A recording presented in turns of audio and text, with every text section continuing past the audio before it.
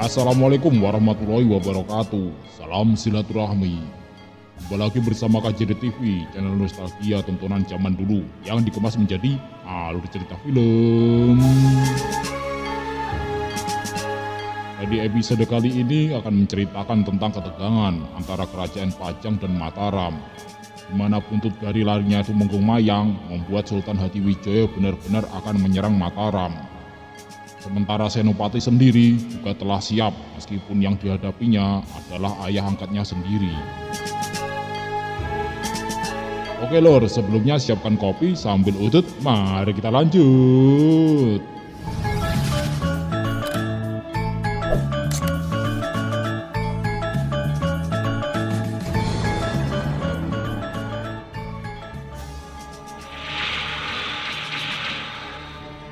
Melanjutkan episode sebelumnya, di mana desa Kalisengoro kembali kedatangan siluman Wondosio. Kali ini sasaran mereka adalah para warga desa itu, termasuk diantaranya Ratno Jumini. Sampai akhirnya adik Demang Mahesa Kayun itu pun harus tewas malam itu dengan sangat mengenaskan. Malam yang benar-benar indah.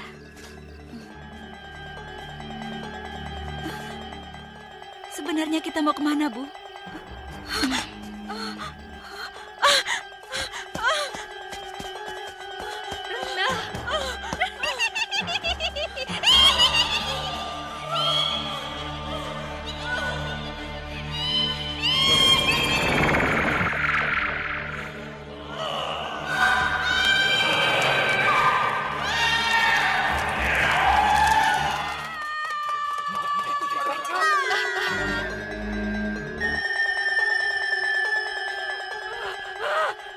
Saya harus mengejar mereka.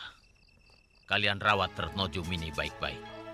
Mbah Buyut dukun sakti yang disewa Ki Dadap Ayam malam itu benar-benar kecolongan atas tewasnya Retno Jumini. Sehingga kemudian dia berinisiatif untuk mengejar siluman-siluman itu. Namun sayangnya aksinya itu malah justru membuatnya harus tewas malam itu. Dan jasadnya ditemukan warga esok hari di dekat bekas rumahnya Mbah Katili. Kembalilah. Ada apa lagi? Mbak Buyut Cikal tewas di dekat rumah Mbak Katili.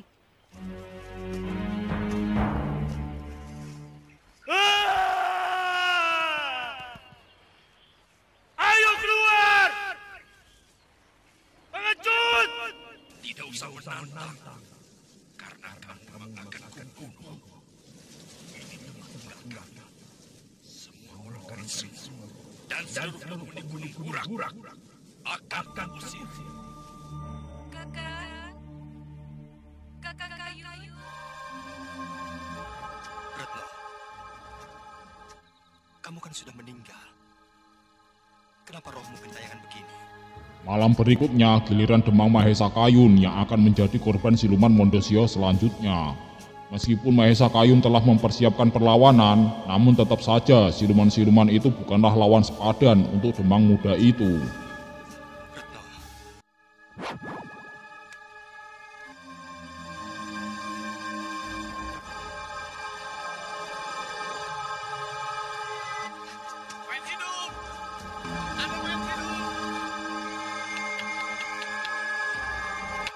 Ada yang menutup pintu kan?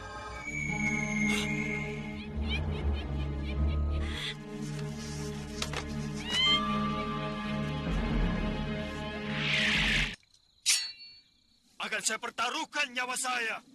Kayun, kutumu kamu dekat keramat warung doyong. Jangan beraninya menakut-nakuti rakyatku.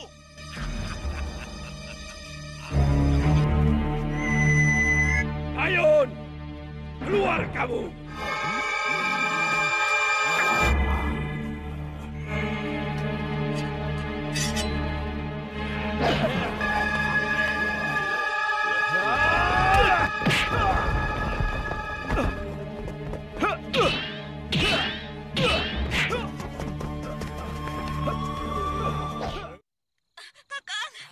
Kakang Tebini.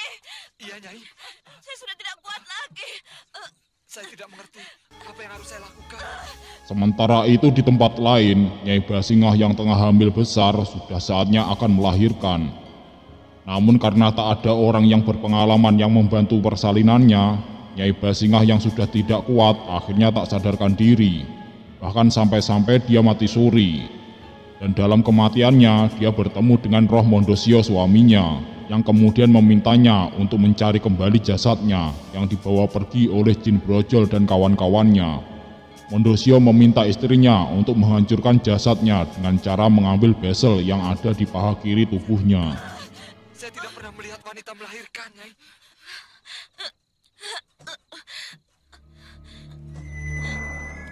Kenapa Kakang tidak pernah mau datang merasuk dalam jasad Kakang sendiri? Tidak mungkin kalau bisa dipanggil, Nyai. Kalau itu bisa dilakukan, artinya orang tidak akan bisa mati. Maafkan Kakang. Cepat hancurkan tubuh itu, Nyai. Jangan biasa yang tahan di paha kiriku. Jasad Kakang dibawa kabur oleh jin brojol dan lembut yang lain. Jangan kembali jasadku. Kuburkan dia. Pulanglah, Nyai. Waktu sudah dekat.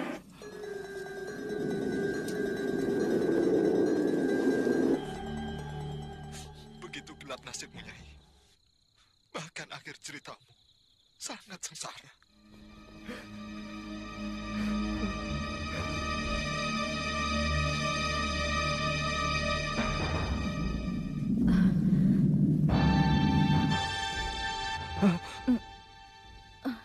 Nyai? Nyai?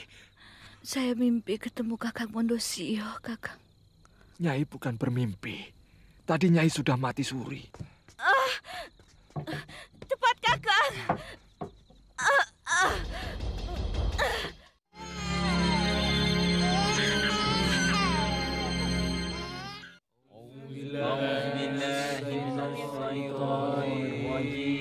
Kembali ke desa Kalisengoro yang tengah berduka atas kematian Demang mereka.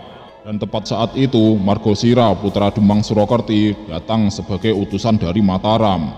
Yang sebenarnya kedatangannya untuk meminta Demang Mahesa Kayun supaya menyuruh semua warganya untuk mengungsi ke Mataram. Kidada, saya ikut berduka cita. Sebenarnya saya diutus Kakang Kundalini atas perintah Gusti Senopati, supaya Mahesa Kayun menyuruh seluruh penduduk Kalisengoro untuk pindah ke Mataram. Saya merestui kalian untuk segera mengungsi dari desa kalian. Aku benar-benar berbelasungkawa. Mahesa Kayun itu sudah kuanggap sebagai adikku sendiri. Beberapa hari kemudian, Margosira kembali ke Mataram dengan membawa kabar duka atas kematian Mahesa Kayun. Dan meskipun dengan berat hati, kabar duka itu pun harus disampaikan juga kepada Nilot Palasari, saudaranya, yang juga kekasih dari almarhum Mahesa Kayun. Margosira, bagaimana kabar Kakang Kayun, Rah? Katakan, Rah.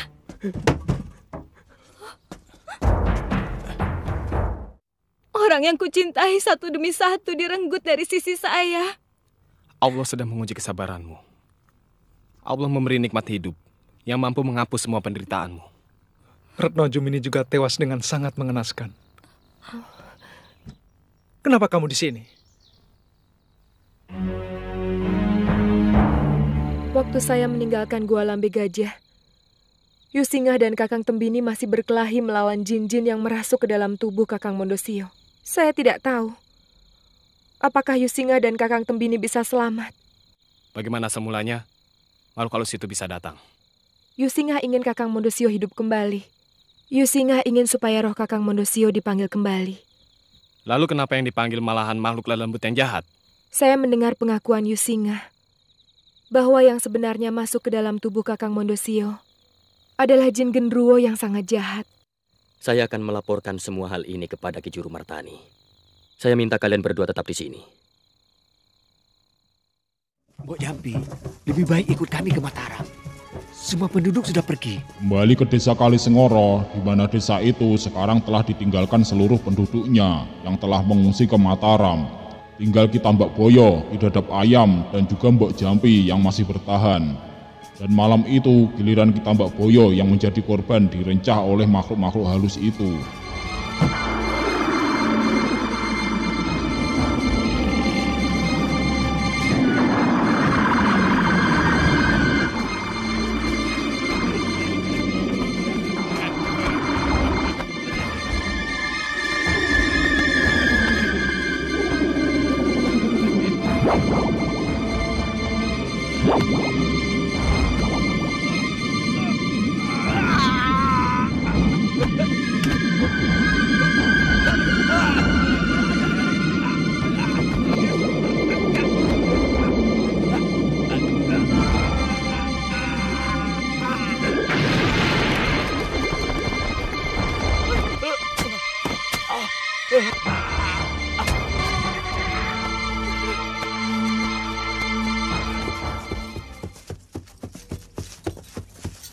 Kita Mbak Boyo tewas, Ki Dadap. Iya, kedemangan ini sudah kiamat. Ki Dadap Ayam yang mendengar tewasnya Ki Tambak Boyo tak mampu lagi berduka. Bahkan dirinya telah bertekad untuk tetap tinggal di desa itu. Meskipun sampai akhirnya nanti dia harus mati dan melengkapi seluruh keturunannya yang telah lebih dulu tewas di desa itu. Anak dan menantuku, juga kedua cucuku tewas di rumah ini. Aku ingin melengkapinya sebagai tumbal terakhir. Pergilah kamu, Jambi. Saya sudah tua, Ki Dadap. Kalaupun saya harus mati terbunuh oleh iblis-iblis jahanam itu, tidak apa-apa.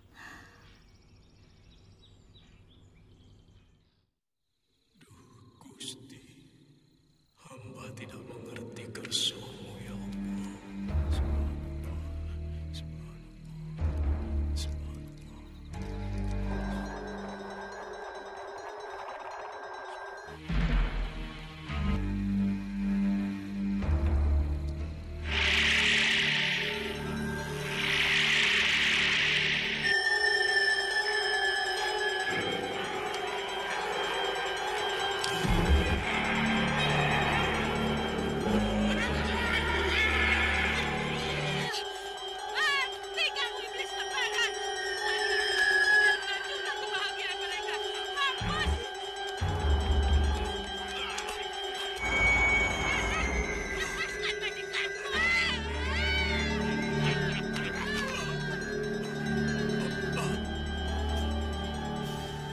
Akhirnya habislah seluruh penduduk desa itu. Kematian Ki Dadap Ayam bersama dengan Mbok Jampi telah melengkapi berakhirnya desa Kalisengoro yang akan menjadi desa mati tanpa penghuni. Sementara itu di Mataram, ketegangan benar-benar dirasakan oleh seluruh penduduk Mataram. Perang sebentar lagi akan pecah dan pasukan Mataram akan berangkat ke medan perang untuk melawan pasukan Pajang yang saat ini kekuatannya jauh di atas kekuatan Mataram. Dan hal itu disadari oleh Kanjeng Senopati sebagai Raja Mataram. Dia tak ingin Mataram akan hancur oleh Pajang. Semakin cepat kalian berangkat, itu semakin baik.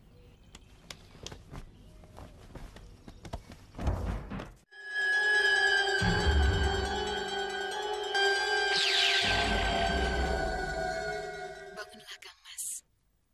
Aku sudah mendengar cerita hatimu, Kang Mas. Dan Dinda tahu bahwa kekuatan prajuritku tidak ada 1/10 dari kekuatan bala tentara Pajang. Tentu Dinda tidak tega melihat negeri Mataram yang dibangun dengan keringat dan darah ini akan hancur. Maksud Kang Mas tentu mengharapkan bantuanku? Bantuan Nyi Ratu membangkitkan gairahku untuk terus membangun negeri Mataram yang akan menjadi payung tanah Jawa. Aku sanggup menghambat pasukan Hadiwijaya untuk menyapu bersih seluruh pasukan Pajang yang berani mendekati Mataram. Karebet, jujurkah hatimu bahwa penyerbuanmu ke Mataram itu karena kesalahan anak angkatmu Senopati? Atau sebenarnya kamu ketakutan akan ramalan Sunan Giri Prapen tentang akan munculnya raja baru di tanah Jawa yang melebihi kehebatan Raja Pajang? Sementara itu di Pajang, meskipun Sultan Hadiwijaya tahu kekuatan tentaranya lebih besar dari kekuatan Mataram, namun kegelisahan tetap menghantuinya. Karena sebenarnya dia tahu kali ini pasukannya tidak akan menang melawan Mataram. Namun demi harga diri Pajang, peperangan ini harus tetap terjadi. Dia ingin bila akhirnya Pajang harus takluk kepada Mataram, biarlah takluk sebagai kesatria. Gusti, kalau memang takdirmu negeri ini harus kalah oleh Mataram, hambanya mohon sisakanlah kehormatan kepada anak cucu hamba.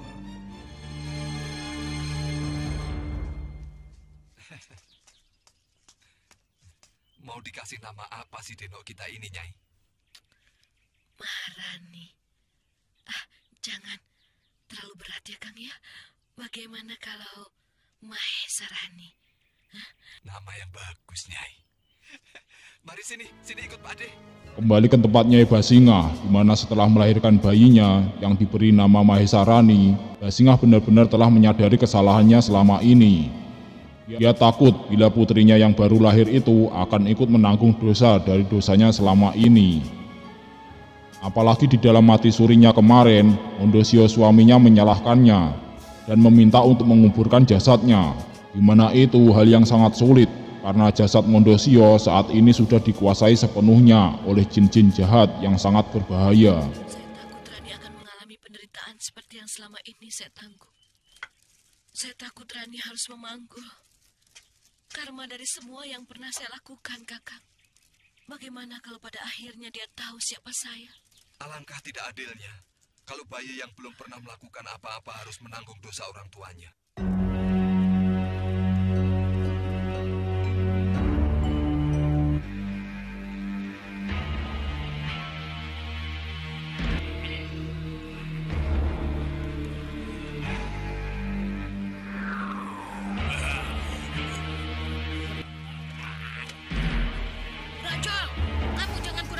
Sementara itu di tempat lain, di kaki Gunung Kemulan, tampak guru Nyai Basingah merasa khawatir atas keselamatan Basingah muridnya.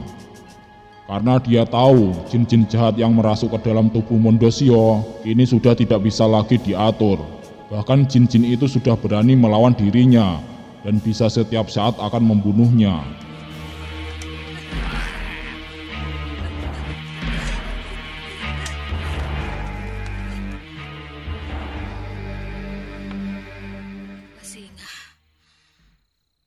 Kamu dalam bahaya besar.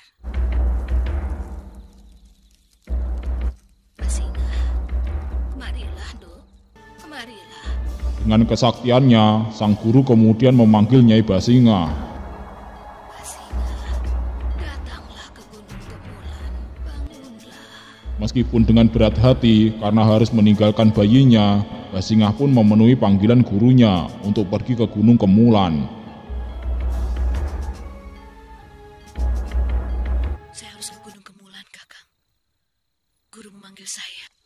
Besok pagi saya berangkat. Ini yang paling saya takutkan. Jin-jin piaraanku sudah menjadi liar. Kali ini sang guru benar-benar merasa khawatir atas liarnya jin-jin yang merasuk ke tubuh Mondosio. Hingga kemudian sang guru memutuskan untuk turun gunung untuk membantu Basingah mencari jasad Mondosio yang telah dibawa lari oleh jin-jin brojol dan teman-temannya. Aku harus turun gunung menangkap jasad suamimu.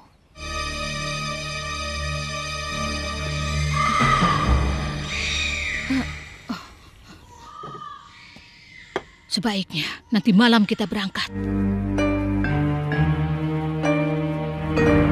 Suara apa itu, Guru? Kelihatannya negeri Pajang sudah mulai suram. Tidak memiliki wahyu kedaton. Masih jauh tempatmu? Kita akan mendaki satu bukit lagi di sana, Guru.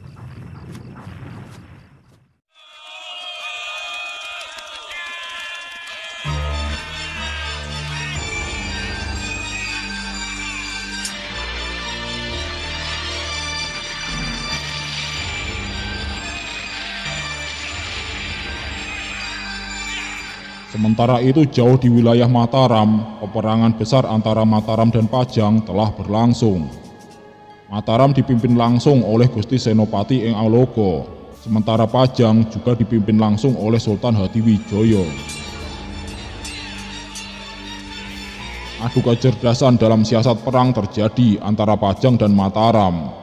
Seperti yang telah kita ketahui bahwa kedua pemimpin itu, baik Sultan Hadiwijoyo maupun Senopati, sama-sama cerdik dalam siasat perang. Meskipun dalam perang kali ini Mataram mendapat bantuan dari Nyi Roro Kidul, namun Senopati ingin pasukannya merasakan peperangan yang sesungguhnya dengan cara adu ketangkasan langsung dan kecerdikan siasat perang, dan tidak menyerahkan sepenuhnya kemenangan Mataram atas bantuan dari Nyi Roro Kidul. Terima kasih. kasih atas kesetiaan kalian padaku. Dan aku sangat bangga mempunyai prajurit-prajurit seperti kalian. Tapi sama-sama kita ketahui bahwa kekuatan Pajang jauh lebih besar untuk kita lawan. Kita harus memakai siasat, di samping usaha batin yang terus-menerus kulakukan. Apa yang harus hamba lakukan, Gusti? Di sini Candi Prambanan, di mana seluruh pasukan Pajang dipusatkan. Dan kita di sini. Besok malam, pecah prajurit menjadi 3 bagian. Kumpulkan kayu dan obor sebanyak-banyaknya. Besok malam, secara serempak, kayu-kayu itu dibakar. Bongkar seluruh kemah, supaya kita terkesan mundur. Oke lor, sampai di sini episode kali ini. Nantikan kelanjutannya di episode berikutnya. Terima kasih telah menonton. Wassalamualaikum warahmatullahi wabarakatuh. Salam silaturahmi.